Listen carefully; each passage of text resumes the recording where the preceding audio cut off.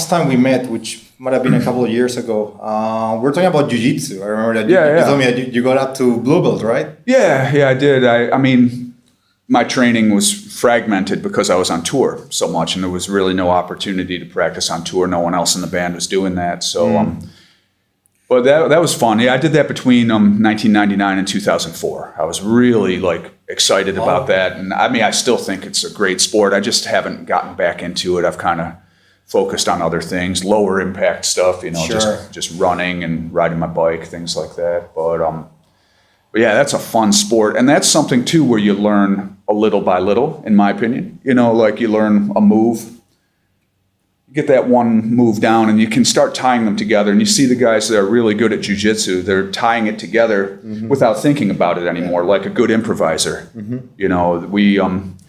and a friend of mine, that he's a drummer, but he also did jiu-jitsu. My friend Royce, he and I talked about that, how these guys that are really good at jiu-jitsu probably could have been really good at playing music too. Sure, and actually that's when you told me that the way you tackle learning a complex part or a complex song, it reminded me a lot of how you do jiu-jitsu, because it's like you don't learn the move on the first try. You should learn first positioning, setup, and you drill that to death until and then you move on to the next, and that's how you tie things together. It was for me, the interesting thing is how these learning patterns and techniques are quite transferable and universal. If you learn how to get good at one thing, you probably have, even if you're not fully aware of how you did it, instinctively you probably can sort of take a similar approach and pick on things or pick things up faster and easier. Yeah, I think same thing, learning a language or something, you're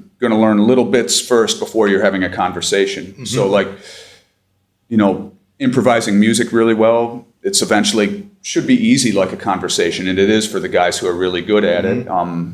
Improvising, moves in jiu-jitsu, doing a good job with that, same thing.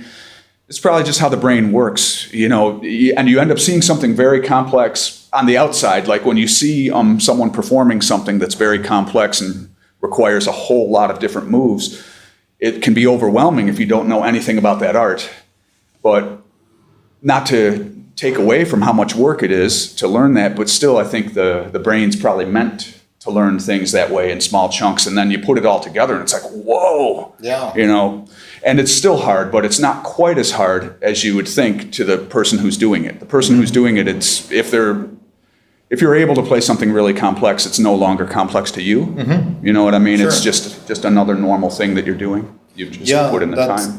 That sort of perceived complexity, that's a very interesting thing, because probably one of the most complex things that most humans will ever can master is a language. Yeah. I mean, you're talking about hundreds or thousands of words with very specific syntax, and 99.99% of people can speak well enough that you can get your ideas across. And that's something that we just learn instinctively. And after learning a language, it's kind of is music more complicated? Of course, you have the whole motor skills and everything, but mentally, at least, it's not as complicated as a language, or not more complicated than a language. I think you're right. Now that you mention it, it's a good way to think about it. Maybe the fact that humans have a built-in instinct to learn languages would mean that these other things are going to come naturally to us too, that seem complicated, and especially if someone learns when they're young.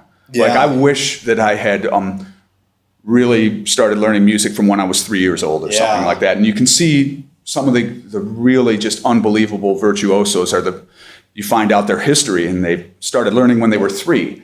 And it's the same thing when you meet a person who's bilingual and has zero accent in either language.